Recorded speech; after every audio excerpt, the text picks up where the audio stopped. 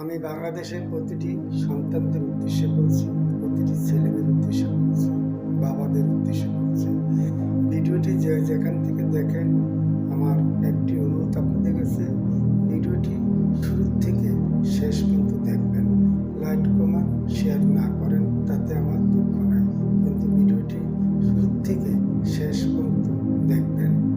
আমাদের দেশে অনেক বাবা এবং অনেক মারা সুশিক্ষা শিক্ষিত না, উচ্চশিক্ষা অর্জন করতে পারে না, কিন্তু এই বাবা মায়েরা সন্তানদেরকে অনেক ত্যাগের পরও, অনেক কষ্টের পরও লেখাপড়া করেছে, সুশিক্ষা শিক্ষিত করেছে, গ্রাজুয়েট করে তুলেছে।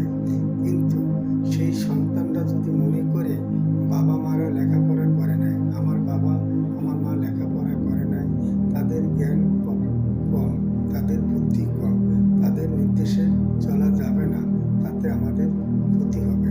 আমি বলবো, এই চেতনা, এই চিন্তা, এই ভাবনা সম্পূর্ণ তোমাদের ভুল। একটি বাবা মায়ের জ্ঞান অনেক বেশি সন্তানদের থেকে, সন্তানের থেকে একটি বাবা মায়ের জ্ঞান অনেক ঊর্ধ্বে, অনেক ঊর্ধ্বে। বাবা মায়ের সিদ্ধান্ত মেনে চলো, বাবা মায়ের নির্দেশ মেনে চলো, তাতে তোমাদের সুন্দর ভবিষ্যৎ হবে।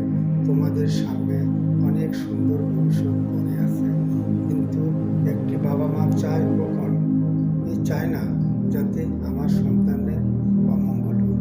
প্রতিটি বাবা মাই সন্তানের মঙ্গল জীবন কামনা করে। একটি সন্তান যখন পৃথিবীতে আসে, সেই দিন থেকে স্বপ্ন দেখে আমার সন্তানকে সুশিক্ষায় শিক্ষিত করে তুলব, উচ্চশিক্ষায় শিক্ষিত করে তুলব, সমাজে উঁচু মাথা নিয়ে দাঁড়াবে। এই স্বপ্ন বাবা মা দেখতে শুরু করে। একটি মেয়ে যখন প্রাপ্ত বয়স হয়, তখনই বাবা মা স্বপ্ন দেখতে শুরু করে সেই মেয়েকে একটি উপযুক্ত ছেলের হাতে তুলে দিবে, একটি সুন্দর সংসার করতে স্বপ্ন দেখায়।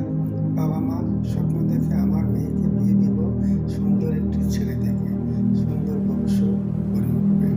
কিন্তু সেই মেয়ে যখন প্রাপ্ত বয়স হয়ে গেল, সেই মেয়ে কী করে? স্কুল জীবন নয়, কলেজ জীবনে গিয়ে প্রেমের নায়ে হাবুডুবু খায়।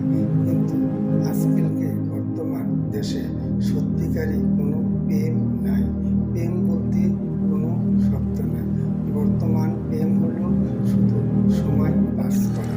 ছেলেমেয়েরা দ্বারাই প্রেম করতেছ, দেখো একবার দেখে কতদিনই প্রেম করে সুখ নিতে পারছো, দেখাতে পারবে? হাজারে